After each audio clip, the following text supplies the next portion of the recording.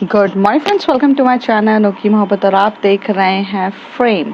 Last part में हमने देखा था कि जहाँ पर जो क्रियांशी रहती है वो जब घर पे वापस आती है एलिसन को ड्रॉप करते हुए उसकी होटल पर, तब वहाँ पर उसे श्रेया मिलती है और श्रेया बहुत स्माइल करते हुए बोलती है कि तुम एलिसन के साथ थी, do you have something something, पर जिसके लिए वो उसे मना कर देती है और कहती है ऐसा कुछ नहीं है। तभी वो हंसते हुए कहती है कि तुम्हें शायद खुद पता करने की ज़रूरत है कि क्या है।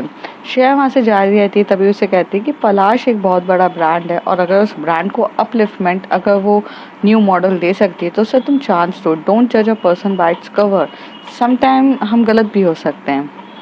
और वो ये बात सुन के वहाँ से चली जाती है। क्रिस्टीना जो रहती है वो अपने होम टाउन जाती है ऑस्ट्रेलिया, और जब वो अपने ऑस्ट्रेलिया जाती है तो अपने मॉम एंड डैड से मिलती है, लेकिन कुछ ऐसी चीज़ उसके सीने में दफन थी या उसको इतना ज़्यादा दर्द था कि वो ग्रेवयार्ड पे जाकर बहुत ज़्यादा रोती है। और एलिसन भी उस दर्द को के बारे में जानती है, इसलिए उसे मैसेज करके भी पूछती है कि तुम ठीक हो कि नहीं। और दूसरी तरफ हमें देखने को मिलता है कि जो जूनी रहती है वो अपनी अक्का मीन्स जोया जो रहती है उसे समझाती है कि आपको ऐसे टॉक्सिक रिलेशन पे नहीं रहना चाहिए, और जोया भी उसे समझाती है कि जब तुम्हें इतना अच्छा ब्रेक मिला था तो तुम्हें थोड़ा सा अपने गुस्से और अपने मुंह को थोड़ा शटर डाउन करके रखना चाहिए था, बट वो नहीं रखती है। अब उसके आगे यहाँ पर जो एलिसन रहती है वो इंग्लैंड के लिए क्रिकेट खेल रही रहती है, क्योंकि अब क्रिकेट का एक वर्ल्ड कप रहता है और वहाँ पर उसे दूसरे दूसरे कंट्रीज़ के साथ खेलना रहता है। तो आज वो इंग्लैंड के वहाँ पर गई थी। जैसे इंग्लैंड के वहाँ पर खेलने के बाद वो यहाँ से अभी ऑस्ट्रेलिया जाती और ऑस्ट्रेलिया में उसे 2 डेज़ का गैप रहता और 3 डेज़ के बाद उसके फिर से टूर्नामेंट स्टार्ट होने वाले थे। तो यहाँ पे जब उसके साथ इंग्लैंड के साथ था तो वो जब सुबह मॉर्निंग में जा ही रही रहती है तो उसके मोबाइल पे व्हाट्सएप पे मैसेज आता है, और वो व्हाट्सएप पे मैसेज हमारी क्रियांशी का रहता है जो उसे बोलती है हे व्हाट्स गोइंग ऑन। तभी वो लिखती है hey beautiful, right now I am going for the match that catch you later. तो वो कहती है all the best and just do it your best. तो वो कहती है okay okay you are going to watch it. तो कहती है no I am not interested in match. तो तभी वहाँ पर एलिसन से कहती है नॉट फॉर माई मैच। तो क्रियांशी कहती है only for your match I will watch it, tell me कहाँ मिलेगा वॉच करने के लिए। तो वहाँ पर मतलब एलिसन जब ये पूछती है तो वो उसे कहती है कि इंटरनेट है, मोबाइल्स में भी मिल जाएगा और साथ ही साथ टीवी पे भी इसका लाइव टेलीकास्ट होता है। तो वो कहती है ओके ओके मैं देख लूँगी। तुम क्या अभी मतलब पहले बैटिंग करोगी या क्या। तो वो उसे मैसेज करके बोलती है कि हाँ मेरा ओपनिंग बैट्समैन हूँ मैं, तो मैं ओपनिंग मेरी बैटिंग करने ही जा रही हूँ। तो कहते हैं ओके बट इस बार 100 बनाकर ज़रूर आना, मुझे तुम्हारी सेंचुरी देखनी है। तो जैसे ही ये बात वो उसे लिख के भेजती है तभी वहाँ पर एलिसन बोलती है ओके और अगर उससे ज़्यादा बना लूँ तो कहती है इतना भी मत अपने आप को ओवर कॉन्फिडेंट करो कि तुम इससे ज़्यादा बना सकती हो, कम से कम इतना बना लो। तो कहती है चैलेंज दे रही हो। तो वो कहती है कि ठीक है दिया तुम्हें चैलेंज, 100 से ऊपर तो बना के जाओ। पता चला 100 के पहले ही आउट हो गई। तो वो कहती है 100 से ऊपर तो बना लूँगी। तो कहती है अच्छा अच्छा जाओ जाओ फाको मत मेरे सामने। क्रियांशी इस तरीके से बोल देती है। एलिसन कहती है ओके बाय अभी मुझे जाना होगा। तो वो ऐसे कहके चली जाती है। यहाँ पर जो हमारी प्यारी सी जो हमारी क्रियांशी रहती है वो टर्न होती है, तो वहाँ पर सब उसको ऐसे घूर घूर के देख रहे रहते हैं। हाँ वो अपनी जो शूटिंग के सेट पे रहती है और वो फिल्म की शूटिंग कर रही रहती है, उसने ब्रेक लिया रहता है और वो ब्रेक उसने कॉफ़ी टी के लिए लिया रहता है, लेकिन वो कॉफ़ी टी के बदले वो वहाँ पर चैट करने में बिजी थी और काफ़ी मुस्कुराते हुए चैट कर रही थी।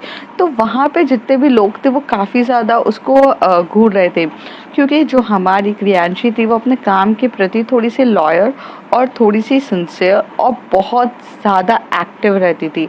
वो इस बीच में कभी मोबाइल नहीं उठाती थी, कभी चैट नहीं करती थी, कभी किसी से कांटेक्ट नहीं करती थी, और उसका मोबाइल उसके पीए मीन्स अतुल के पास हमेशा से रहता था। जब भी कुछ फ़ोन आते थे तो वो उसे फ़ोन करके सिर्फ इतना कह देता था कि मैम अभी शूटिंग में, she will be call you back, और कुछ अर्जेंट है तो आप मुझे बता सकते हो। बट इस बार वो अतुल से अपना मोबाइल लेती है और वहाँ पे चैट करना स्टार्ट करती है। तो अतुल उसे बोलता है कि मैम कुछ हुआ है।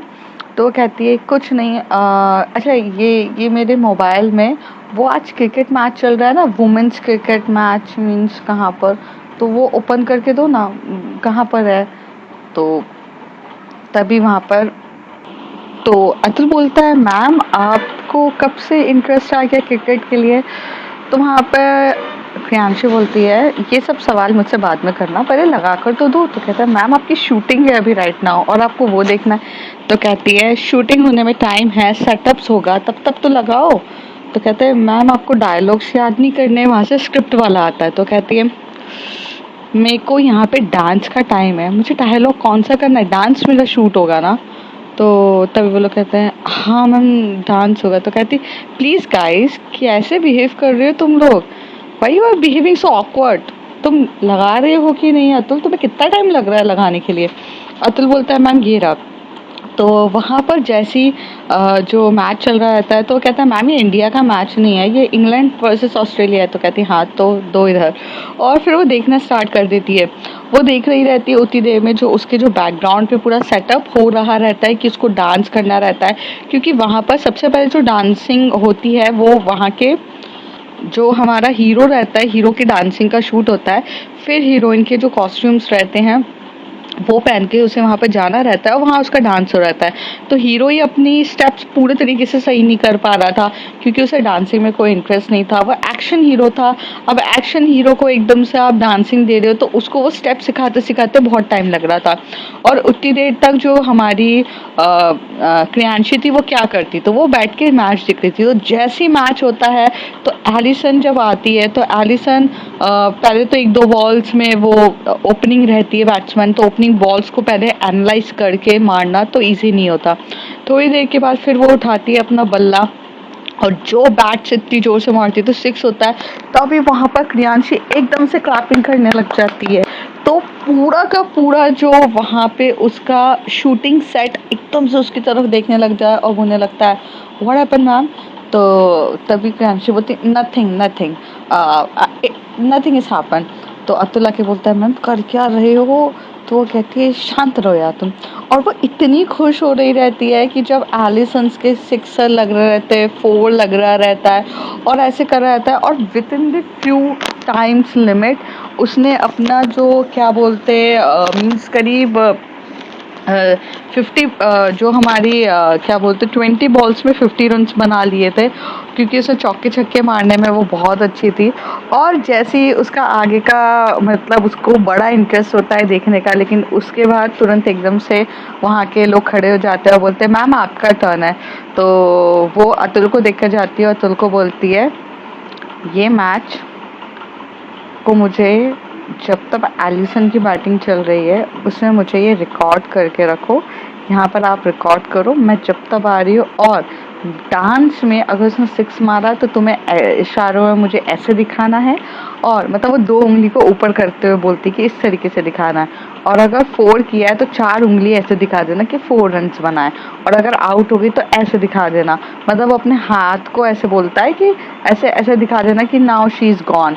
मतलब अपने राइट हैंड को पहले लेफ्ट से राइट की डायरेक्शन में ऐसे दिखा देना, इस तरीके से वो बोलती है। तो तभी अतुल बोलता है मैम क्यों। तो कहती है जितना बोला है करने दो, मुझे जाने दो। और फिर वहाँ से जो हमारी क्रियांशी होती है वो करने की, क्रियांशी बहुत अच्छा डांस कर रही रहती है क्योंकि उसको डांसिंग में बहुत इंटरेस्ट रहता है, तो वो डांस अच्छा कर रही रहती है। फिर डांस करते करते वो एकदम से ये बहुत बोल देता है कि 6 बने हैं, 6 रन हुए हैं। वो एकदम से खुश हो जाती है, स्माइल करने लग जाती है। तभी वहाँ पे वो शूटिंग वाला बोलता है कट कट कट मैम, वो एक्चुअल में आपको थोड़ा सा सीरियस लुक देना था आपको यहाँ पर, क्योंकि वो बंदा गाने के थ्रू आपको छेड़ रहा है और आप स्माइल कर रहे हो, मतलब आप उसको मतलब अलाउ कर रहे हो। अलाउ नहीं करना है मैम, आपको थोड़ा सा सीरियस लुक देना था।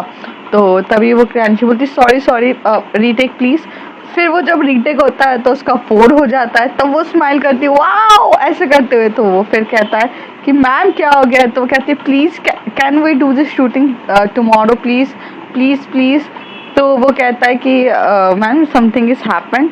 तो वो कहते हैं कि नहीं नहीं समथिंग इज नॉट हैपन, पर प्लीज़ ट्राई टू अंडरस्टैंड। मुझे थोड़ा सा मैं काम में थोड़ा सा बिजी हूँ दैट्स वाई। मीन्स थोड़ा सा कुछ काम है तो वो दे दो, तो थोड़ा सा काम के लिए मुझे थोड़ा सा गैप दे दो, then I will just come back please please for just few time. तो पहली बार प्रियांशी ने अपने अभी तक के करियर में फर्स्ट टाइम कुछ ऐसा बोला था कि मुझे आधे घंटे का ब्रेक दे दो। और जैसे ही वो आधे घंटे के ब्रेक होता है वो कुछ भी नहीं देखती, वो अपना मोबाइल उठाती है और अतुल से लेती है और वैनिटी वैन में चली जाती है और वहाँ बैठ के बस वो देख रही रहती है। और वो इतनी खुश हो रही रहती है कि जो वैनिटी के वैन के बाहर वाले होते हैं वो लोग भी मतलब एकदम शॉक्ड हो जाते हैं कि suddenly what's happen to ma'am, what happen. और वो इतनी खुश हो रही रहती है कि इतने बार बार सिक्सर चौकर हो रहे रहते हैं। और अब उसकी सेंचुरी कंप्लीट हो चुकी रहती है और सेंचुरी कंप्लीट होने के बाद उसने एक चौका मारा रहता है, 104 होते हैं और उसके बाद हमारी एलिसन को बोल्ड कर दिया जाता है इंग्लैंड क्रिकेटर टीम की वजह से, तो हो जाता है। तब वो थोड़ा सा अपसेट होती है, फिर वो उसे वहाँ पर मैसेज कर देती है और फिर वो उसे मैसेज करती है कि yes you win the challenge and catch you later. तो बस इतना वो मैसेज कर देती है। फिर वो वहाँ से अपने वेनिटी वैन से निकलती है, फिर वो थोड़ा सा अपने आप को कवर अप करती है, स्क्रिप्ट पढ़ती है, डांस देखती है और फिर वो अपने शूटिंग पे लग जाती है। पर इस ड्यूरेशन में उसका एक अलग से वेरिएशन लोगों को देखने को मिला था जो अलग था। यहाँ पर भी जब एलिसन से पूछा गया कि जब उसकी टीम मेंबर, उसकी जो कैप्टन्स होती है वो पूछती कि तुमने तो आज कमाल ही कर दिया, तो कहती है आज किसी ने मुझे चैलेंज किया था तो मुझे मेरे चैलेंज को पूरा करना था। तो वो इस चक्कर में ये सब करती है। तो एलिसन की भी बहुत अच्छी परफॉर्मेंस देखने को मिलती है। दूसरी तरफ हमें ये देखने को मिलता है कि जो हमारी प्रियांशी रहती है, नहीं सॉरी, जो हमारी श्रेया रहती है, वो अपनी मीटिंग्स में बहुत ज़्यादा बिजी रहती है। तब उसके पास एक प्रपोज़ल आता है और वो प्रपोज़ल रहता है कि मैम जिस तरीके से आईपीएल चल रहे हैं उसी तरीके से डब्ल्यूपीएल भी होने का चांसेस है, मतलब वुमेंस प्रीमियम लीग। तो वुमेंस प्रीमियम लीग में आप क्या इन्वेस्ट करना चाहोगे? और पलाश एक बहुत बड़ा ब्रांड था, अगर वो अपने ही चीज़ें लॉन्च करेगा तो अच्छी बात है, क्योंकि पलाश की जब बारी आएगी तो पलाश एक मॉडलिंग एजेंसी है पहली चीज़, और साथ ही साथ वो डिज़ाइनर्स को भी अपलिफ्टमेंट करता है। तो अगर पलाश इस डब्ल्यूपीएल में अगर इन्वेस्ट करता, मतलब एज अ पार्टनर बनता, तो वो सब डिज़ाइनर्स को इन लोगों की जो जर्सीज होती है, इन लोगों की जर्सी होती है, वेस्ट कोट्स होते हैं, वो सब बनाने में भी हेल्प मिलती है। तो यहाँ पर जो हमारी श्रेया रहती है वो बहुत बार इस मॉडल में कर रही थी, तभी उसे पता चलता है कि उसे एक मतलब फिर से उसको एक रैंप शो करना है, और रैंप शो के लिए मॉडल जो है वो हमारे पास अवेलेबल नहीं है, क्योंकि उसकी जो फूड पॉइजन वाली है वो अभी तक शो स्टॉपर गई है, अब उसका रहता है। लेकिन तभी वहाँ पर जो हमारी पीए होती है उसकी, वो बोलती है कि मैम इस बार जूनी को फिर से एक बार ट्राई करिए, शायद उसको समझाइए, आप नहीं तो मैं जाती हूँ उसे समझाने के लिए, ताकि उसको समझा कर हो कि उसको उसका मीन्स जो जिस तरीके से वो गैशर्स है सिर्फ वो बोलना बंद करेगी, लेकिन बाकी चीज़ों में वो बहुत अच्छी है। मैम कभी कभार ना जो कुएं को भी कुएं को भी कभी कभार प्यासे के पास जाना पड़ जाता है। अभी हमें भी उसकी ज़रूरत है और वो प्यासी है, उसे भी हमारे पास ज़रूरत है। तभी श्रेया बोलती है कि मुझे उसको दोबारा पलाश में एक शो स्टॉपर के रूप में लॉन्च करने में कोई प्रॉब्लम नहीं है। प्रॉब्लम ये है कि राजीव का मुंह मैंने बंद कर दिया है, क्योंकि उसने जो क्लिप्स थी उसके थ्रू, कि ताकि वो जाके कल बात ना करे, क्योंकि उसे भी अपनी रेपुटेशंस, और उसका तो पूरा इंडस्ट्री से ही चलता है ना, किसी को भी अगर उसने कुछ अब्यूज़ वर्ड दिया, मीडिया उसका बहुत बड़ा बतंगड़ बना देगी, और जब बतंगड़ बनाएगी तो उस वजह से थोड़ा सा इशू हो जाएगा, इसलिए वो चुप हो गई। बट बाकी का नहीं बोल सकते ना, कुछ लोग तो वहां पर और उसका इशू क्रिएट कर सकते हैं। राजीव एक्चुअली में थोड़ा सा डरा हुआ था मल्होत्रा, इसलिए उसको थोड़ा सा हैंडल करना इजी था। बट मुझे जूनी के बिहेवियर से बहुत सारा डर लगता है। जूनी अपने, भले वो सही है या गलत है, देखो यहाँ पर ना there is no one who care कि who is person is right और रॉन्ग, जो दिखता है वो बिकता है।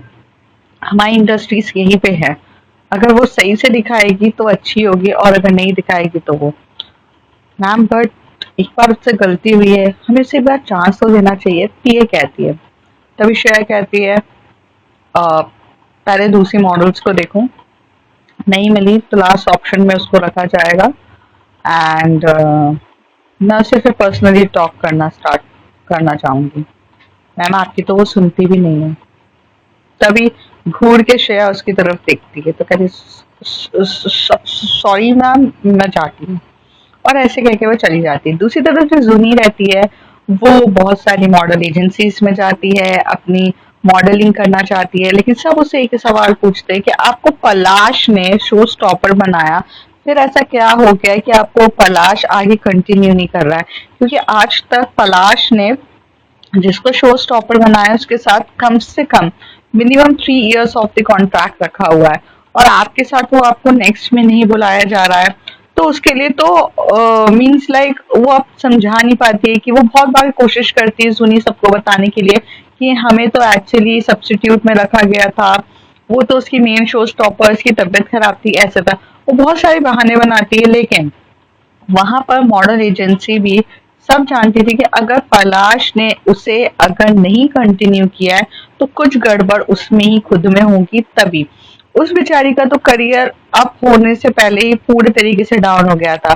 तभी वहां पे जुनी काफी ज्यादा गुस्सा हो जाती है और वो 5-6 मॉडल एजेंसी से जाके सिंपल यही सुनती रहती है कि आपको पलाश ने क्यों नहीं दिया, आपको पलाश ने क्यों नहीं दिया। वो पलाश पलाश सुन के गुस्सा हो जाती है।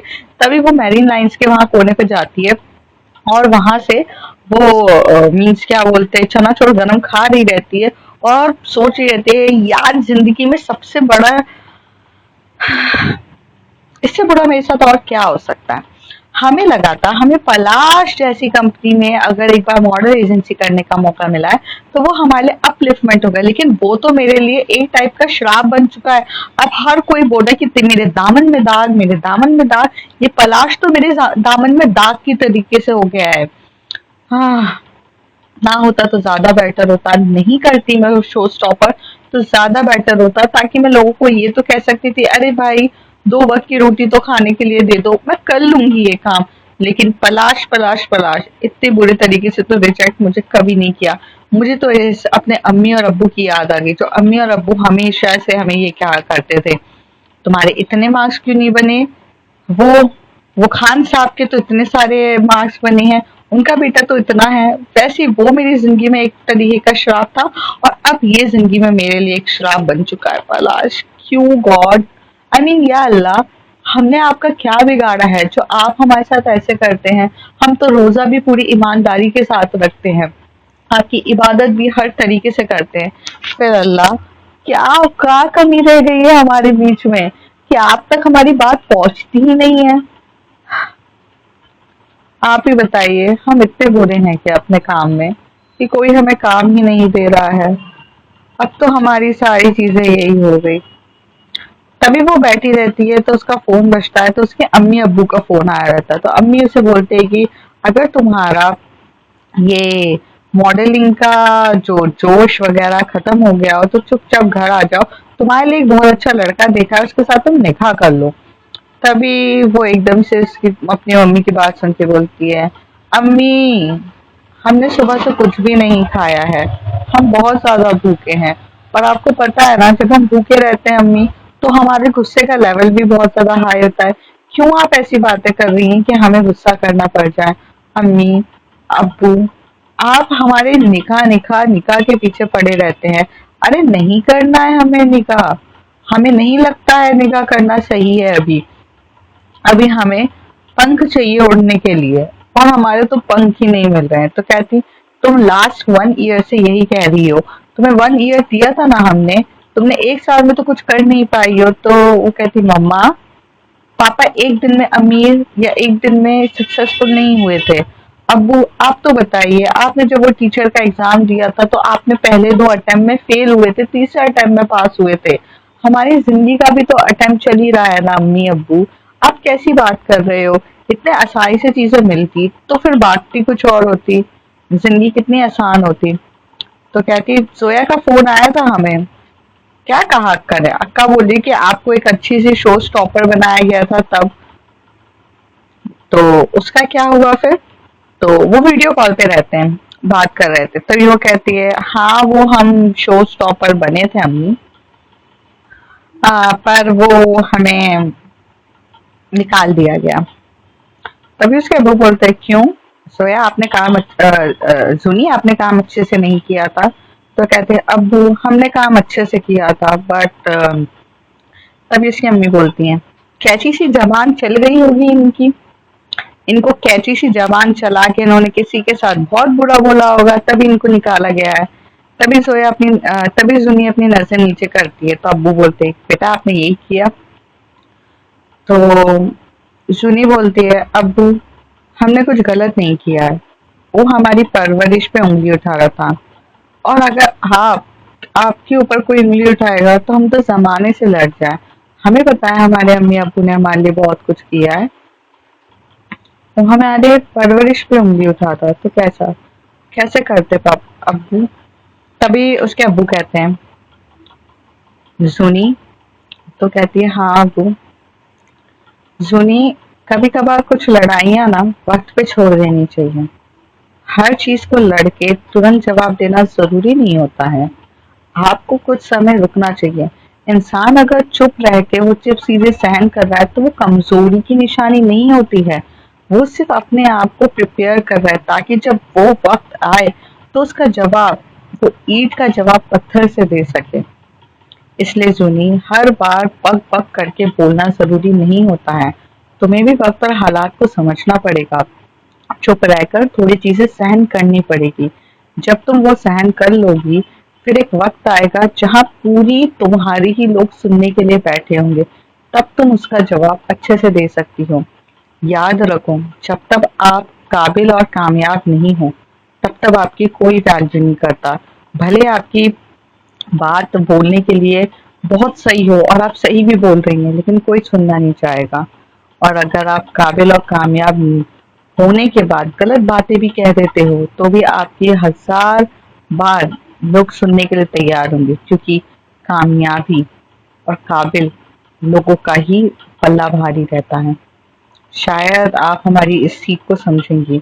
तभी सुनी कहते अब्बू बहुत अच्छे से समझूंगी, चलिए अब्बू अब मैं रखती हूँ, यहाँ काफी ज्यादा धूप है और मुझे फिर से एक और जगह इंटरव्यू के लिए जाना है। तो कहते हैं जाओ और याद रखना। तो कहती बाय अम्मी, कहती जल्दी देकर आओ, अगर नहीं हुआ तो तुम्हारे लिए निकाह के लिए हमने लड़का देख के रखा है। तो कहती है अम्मी रखो फोन, और ऐसे कह के वो वहां से चली जाती है। दूसरी तरफ हमें पता चलता है जो क्रिस्टीना है सॉरी, जो क्रिस्टीना है वो ऑस्ट्रेलिया में रहती है। तभी उसके फ्रेंड्स जो रहते हैं, जो उसके चाइल्डहुड फ्रेंड्स हुआ करते थे क्रिस्टीना के, वो सबसे कट ऑफ हो गई थी। तो एक दिन उसकी जो बेस्ट फ्रेंड रहती है क्रिस्टीना का, वो जो मेल रहता है बेस्ट फ्रेंड, वो आता है घर पे और उसका नाम रहता है जोसेफ। जोसेफ आते से एकदम से बोलता है कि hi aunty, where is Christina, and I get a news that she came to Australia. तो वो कहते हैं, तभी उसकी मम्मी कहती है या she came back but she is still, what happened I don't know. I am asking to you guys from the last 1 years what happened to her. She's got completely changed. She don't talk with anyone. Even I take her to the doctor. Even the doctors tell there's nothing because Christina don't talk with anybody else. Joseph, go to the upstairs and talk to her. तभी वहां पर जो उसकी अम्मी रहती है वो उनसे कहती है कि क्या हो गया है, वो 1 साल से हो रहा है, 1 साल से वो बहुत जो मेरी बेटी काफी चुलबुली सी थी अब वो एकदम से शांत हो चुकी है, उसे क्या हो चुका है, क्या हुआ उसके साथ लाइफ में, तुम बताओगे क्या। तो वो इस बात पे तो उसका जोसेफ कहता है कि मुझे भी नहीं पता है पर मैं जाकर पता करता हूँ। ऊपर जो जोसेफ होता है वो जाता है तो वो क्रिस्टीना की तरफ देखता है तो क्रिस्टीना चुपचाप एकदम कोने पे बैठी रहती है, उसकी आंखों में आंसू रहते हैं और वो कुछ चीज का इंतजार कर रही रहती है। तभी वहां पर जो जोसेफ आता है वो उसे वो करके एकदम से डराता है। तभी क्रिस्टीना बोलती है what, oh Joseph again you make me scared. तो कहता है ओ hey princess, you are the most beautiful girl in the universe are sitting quietly and little bit saddy. What happened to you? तो तभी Joseph बोलता है, तभी Joseph की तरफ क्रिस्टीना देख के बोलती है, nothing has happened dude, it's just कि I lost someone who is more important for me. तभी जोसेफ कहता है, oh, the last year accident, you are still remember that. तो कहती है, yeah, but that was not your mistake, it's just happened. This is not your problem. You tried your best, but it's just happened. Joseph कहता है. तभी तभी Christina वहां पे कहती है, I know it's just happened, but every night when I go to the sleep, I remember that face. The face is always telling me, please help me out, please help me out. And I didn't help her. That face is making me so scary.